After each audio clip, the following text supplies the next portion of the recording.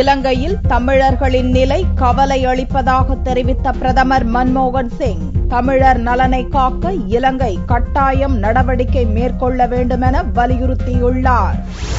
ஜனாதிபதி உரைக்கு நன்றி தெரிவிக்கும் தீர்மானத்தின் மீதான விவாதத்தில் ராஜ்யசபாவில் பிரதமர் மன்மோகன் சிங் வெள்ளியன்று உரையாற்றினார்.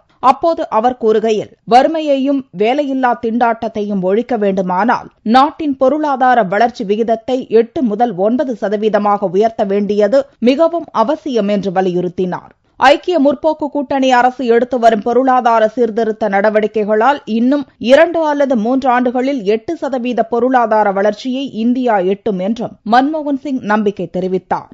நல்லதா கெட்டதா என்று ஆராயாமல் மத்திய அரசின் செயல்பாடுகள் அனைத்தையும் பாரதிய ஜனதா குறை கூறுவதாக சாடிய பிரதமர், அரசின் திட்டங்களை எதிர்க்கட்சி பாரபட்சமற்ற முறையில் மதிப்பீடு செய்ய வேண்டும் என வலியுறுத்தினார். இலங்கையில் தமிழர்களின் நிலை மிகவும் கவலை தருவதாகவும் கூறிய பிரதமர், தமிழர்கள் கௌரவமாகவும் சம உரிமையுடனும் வாழ அரசியல் ரீதியாக சமரச தீர்வு காண வேண்டியது அவசியம் என்றும், அதற்காக இலங்கை அரசுடன் இணைந்து முயற்சிகள் எடுத்து வருவதாகவும் தெரிவித்தார். அதே நேரத்தில் இலங்கையில் உள்ள தமிழ் தலைவர்களுடன் இணைந்து இலங்கை அரசும் கட்டாயம் நடவடிக்கைகளை மேற்கொள்ள வேண்டும் எனவும் பிரதமர் வலியுறுத்தினார்.